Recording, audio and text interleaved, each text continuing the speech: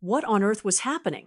A brief, 10-second video, filmed by an American businessman at Vancouver International Airport, had instantaneously circled the globe, racking up an astonishing 12 million views.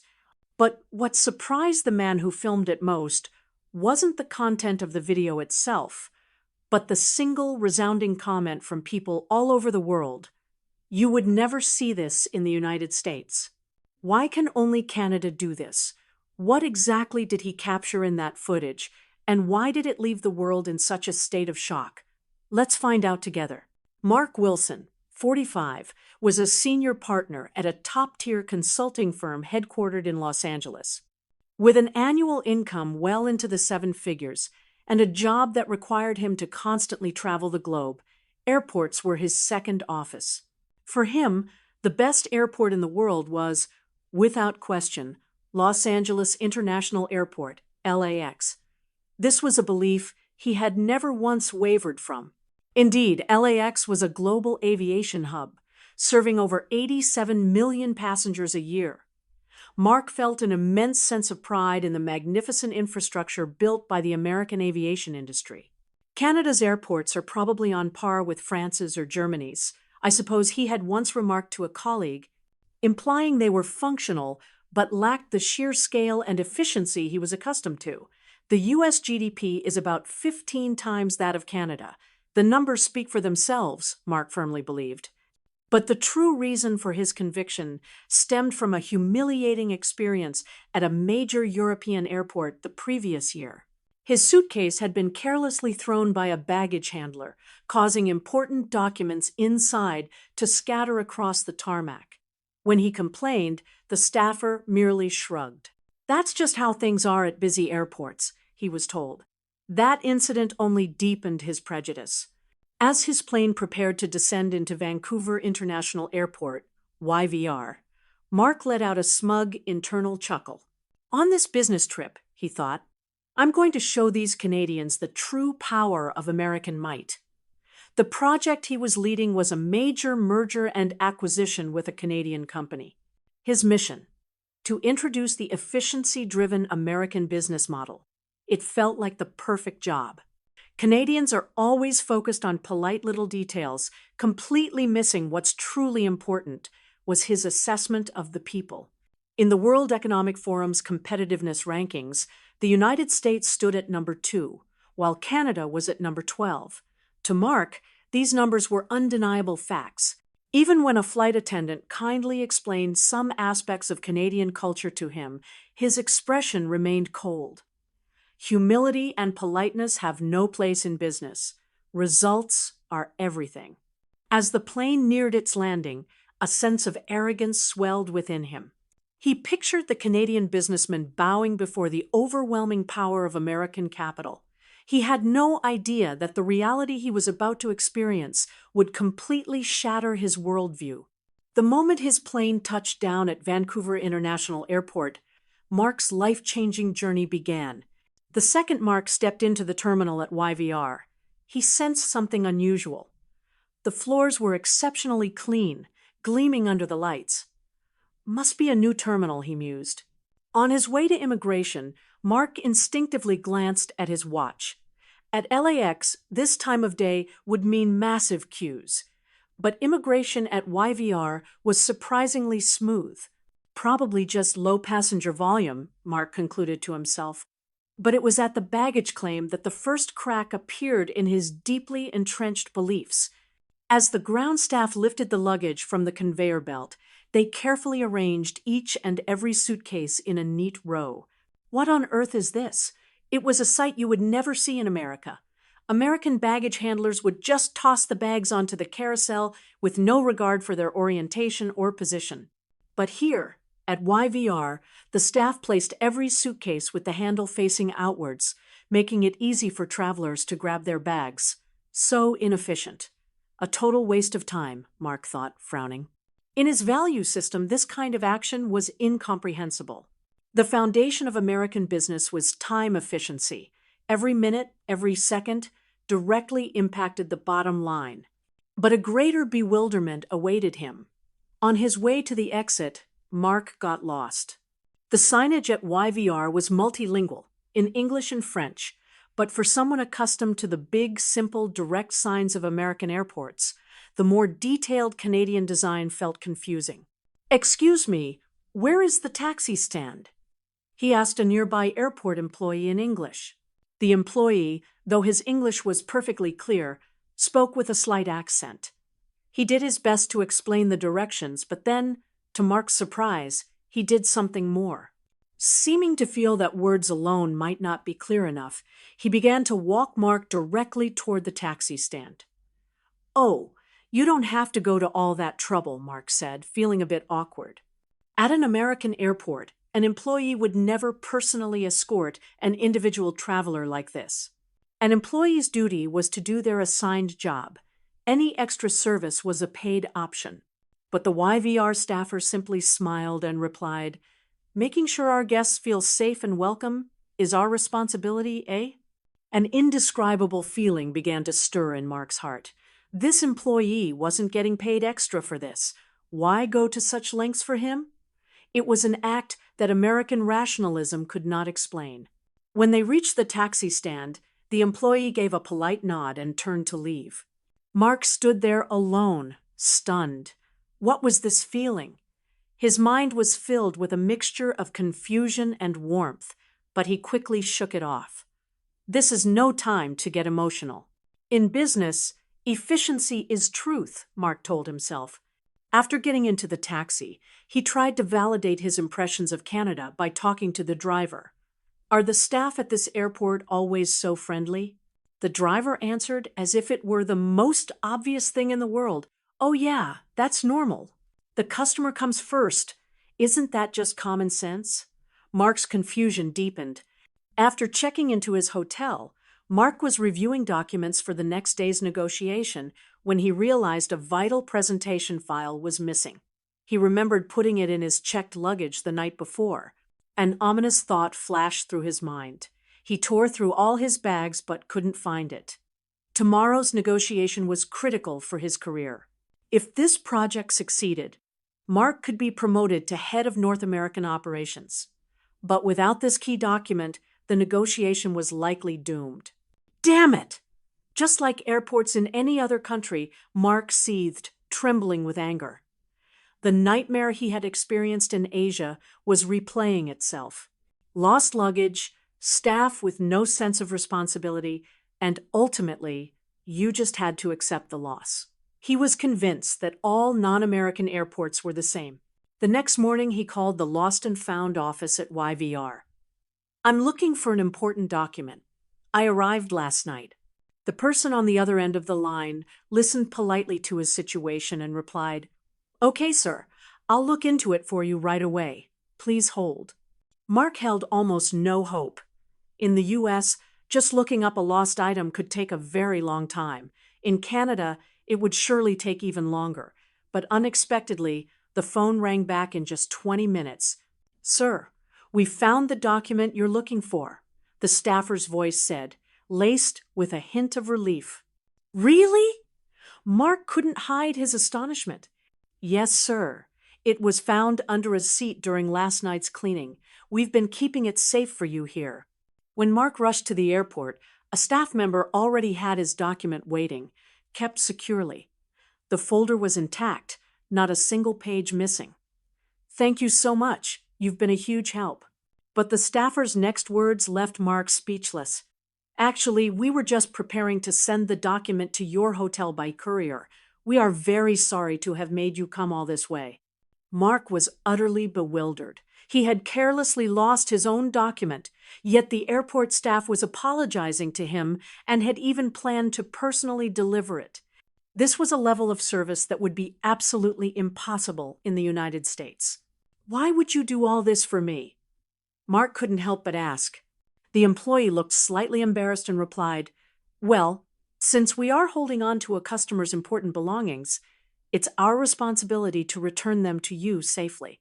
Besides, how could we just ignore a guest who is in trouble?" That indescribable feeling rose in Mark's heart again.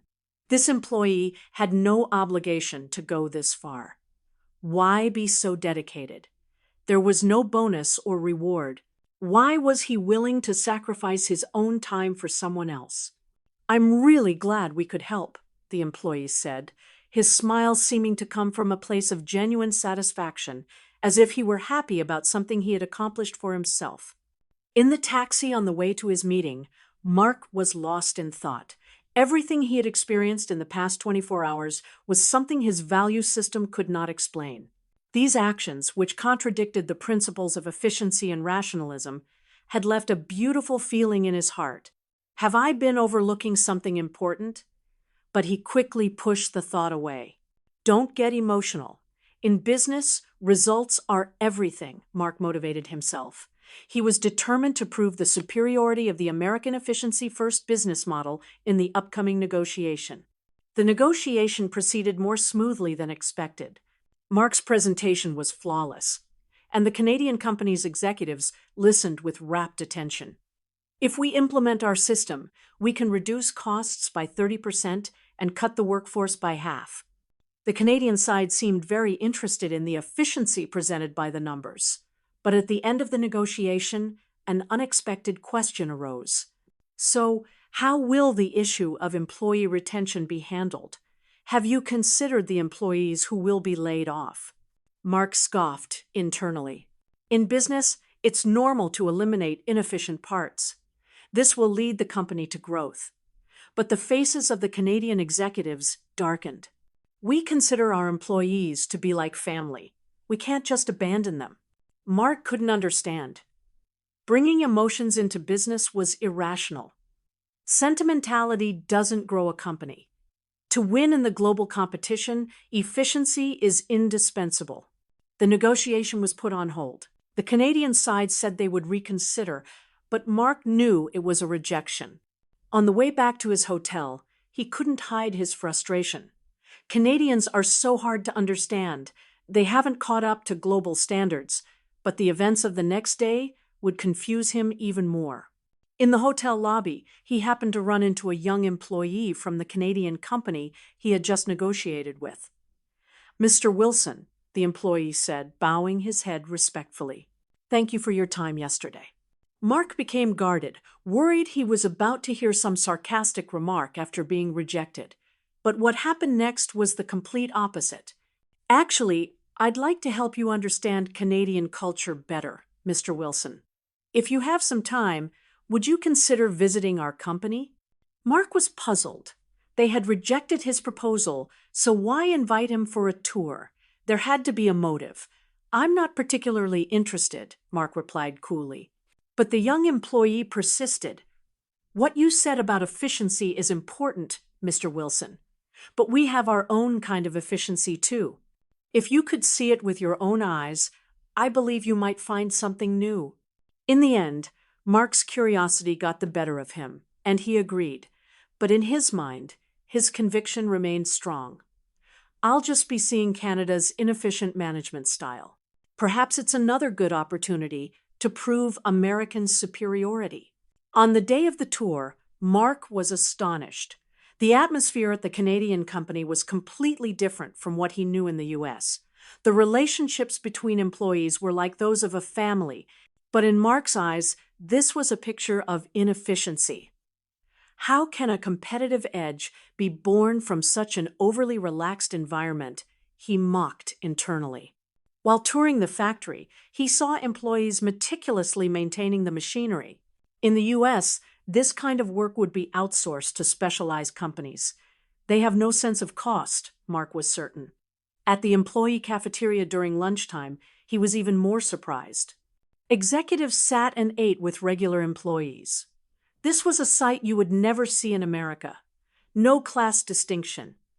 How can you maintain organizational discipline like this? But that evening, an event occurred that shook Mark's values to their core. A small accident happened in the factory. An employee suffered a minor injury. The way the Canadian company handled it left Mark speechless. The moment the accident happened, the factory's atmosphere changed. But there was no chaos as Mark had expected. Instead, there was a surprisingly calm and orderly response.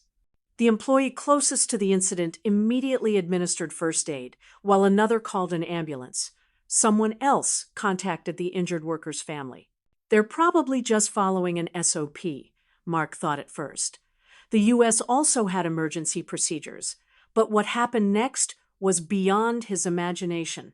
When the plant manager arrived on the scene, the first thing he did was apologize to the injured worker. "I'm so sorry. This happened because of my inadequate management." If this were in the U.S., the first step would be to determine liability and assess legal risks.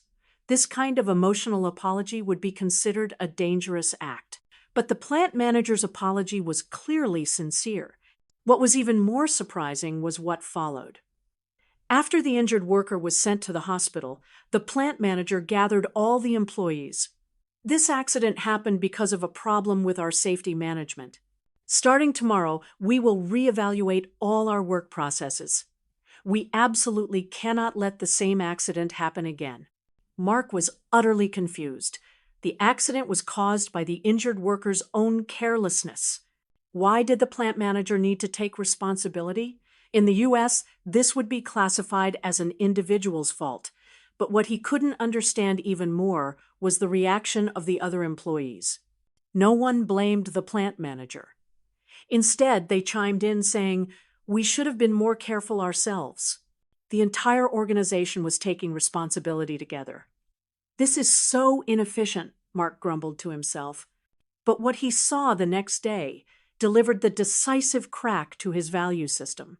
When he returned to the factory, the employee who was injured the day before was back at work, still with a bandage on. "Why aren't you resting? Don't you have the right to take paid sick leave?" When Mark asked, the employee looked embarrassed and said, "I've already caused everyone enough trouble. How can I rest? It's just a small injury. I can do paperwork." This answer left Mark speechless. In the U.S., taking the longest possible sick leave was normal because it was a worker's right. But this employee chose responsibility over rights. Even more surprising was the behavior of the other employees. They naturally shared the injured worker's tasks. No one complained. Instead, they all asked with concern, "Are you okay? Don't push yourself too hard." What on earth was going on? Mark was completely lost, valuing the group's interest over individual interest, valuing responsibility over rights. This was completely contrary to the business theories he had learned. During lunch, he asked the young employee who was guiding him, "Why is everyone so dedicated to the company? Couldn't they think more about themselves?" The young employee thought for a moment and replied, "The company supports our lives, so it's natural for us to support the company. Helping each other ultimately leads to everyone's happiness." Mark still couldn't understand, but when he saw the company's performance data, he was even more confused. Compared to efficiency-focused American companies, their productivity was not inferior at all. On the contrary, their employee retention rate was astonishingly high, and the quality of their products was noticeably better. It must be a coincidence.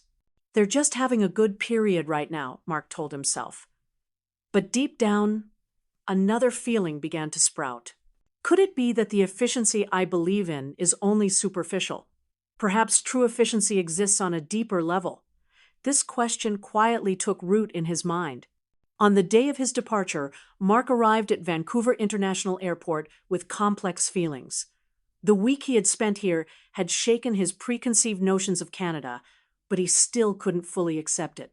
Ultimately, the American way of business is the world standard. Canada is just an anomaly, he told himself. As he walked toward the check-in counter, an unexpected problem occurred. A system failure prevented the confirmation of Mark's reservation. "We are deeply sorry for the inconvenience." "The system is currently being repaired," the counter staff said, bowing very politely. Mark started to feel impatient. This kind of problem happened often in the U.S., but you would usually just get "it's a system problem," and that would be the end of it. But the way YVR handled it was completely different. "We offer our sincerest apologies for the inconvenience. I will get a manager to assist you immediately." The actions of the manager who appeared a few minutes later left Mark dumbfounded. She was a middle-aged woman in a crisp uniform. "My name is Sarah Chen. On behalf of the airline, I sincerely apologize for the inconvenience this system issue has caused you, Miss Chen said, bowing respectfully. In the U.S., a manager would never come out to apologize in person like this. But what was even more surprising was how she handled the situation. We will be upgrading you to first class and providing you with a voucher for your next flight to express our apologies. This statement sent a huge shock through Mark. In the U.S., the scope of an organization's responsibility is clearly defined. Not getting involved in matters outside of one's own area of responsibility is a basic principle, but Miss Chen had crossed organizational boundaries, putting the customer's satisfaction first. While waiting in the VIP lounge, Mark reflected on the various events of the past week. The airport staff who kindly showed him the way, the employee who worked so hard to return his lost item, the company that treated its employees like family, the factory where everyone shared responsibility for an accident, and now this manager who disregarded organizational boundaries for a customer. The common thread in all these events was a heart that cared for others. Even though it seemed to contradict efficiency and rationalism, it created the best results. This might be Canada's true strength. As boarding time approached, Mark instinctively took out his smartphone. He wanted to capture a video of Miss Chen's service, but his reason for filming was completely different from his initial intentions. At first, he would have intended to mock what he saw as Canada's excessive service. But now, he wanted to introduce this outstanding service to the whole world. When he asked for Miss Chen's permission to film, she replied shyly, "I'm just doing my job. But if it helps, please go ahead." The video he took was only 10 seconds long. It showed Miss Chen carefully handling luggage and giving a smiling, respectful nod to a customer. It was a seemingly ordinary scene, but to Mark, he knew that this ordinary scene showcased Canada's true power. As he boarded the plane, he muttered to himself, "I was so wrong. I overlooked what's most important." He decided to spread this video to the world. Back in Los Angeles, Mark immediately posted the video on social media with the caption, "Is this for real?" 10 seconds at Vancouver International Airport. In his comment, he wrote his true feelings.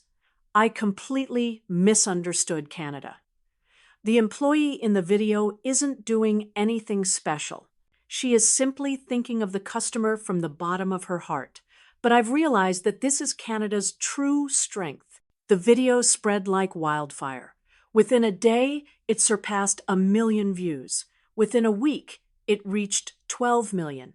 The comments from all over the world far exceeded Mark's expectations. You would absolutely never see this at an American airport. This must be that famous Canadian service. It's not just superficial. You can feel the genuine care. Why can only Canada do this? Particularly impressive were the comments from airport staff around the world. "We want to be like them too. We've all forgotten to care for the customer. I'm changing my attitude starting tomorrow." Mark was deeply moved. His experience was influencing the entire world. But the biggest change happened within Mark himself. His business negotiation style underwent a massive transformation. He no longer just pursued efficiency as before, but started to think from the other party's perspective. Reducing costs is important, but the job security of all employees is equally important. How about we work together to find a way to achieve both? This approach was initially met with skepticism from his colleagues. "What on earth happened to Mark in Canada? This isn't like you." But the results were unexpected. Proposals that considered the other party's position were increasingly accepted by companies building long-term relationships of trust. The rate of repeat clients increased significantly. 6 months later, Mark was promoted to head of North American operations. But what he was most proud of was something else. His video became the catalyst for airports around the world to improve their service. This service, which began to be called the Canada Standard, greatly improved user satisfaction. Messages of thanks poured into Mark from all over the world. "Your video made me realize the greatness of Canada. I want to visit too." You taught me what true care is. Now, Mark visits Canada several times a year. Besides business, there are many things he wants to learn from the country. A few days ago, he ran into Miss Chen again at Vancouver International Airport. "Mr. Wilson, welcome back," she said, remembering him. "That video of yours is famous all over the world. I was just doing something very ordinary. I'm so embarrassed." Mark replied from the heart, "Miss Chen, it is precisely what you consider ordinary that has changed the world. The caring heart of Canadians is bringing hope to people all over the globe. I want to be a part of that too." Walking through Vancouver International Airport, Mark's heart was filled with gratitude. He was truly thankful for the fortune of encountering Canada and felt ashamed of his arrogance just a year ago. Efficiency is important, but there is something more important than that. A heart that cares for others is what brings true success. This was the most important lesson Mark learned from Canada. And now he is striving to spread this lesson to the rest of the world. The story that began with a mere 10-second video continues to resonate and grow throughout the world to this day. Our mission is to create stories like this that start from a 10-second clip and continue to have a lasting impact on the world. So, what are your thoughts on today's story? Thank you for watching.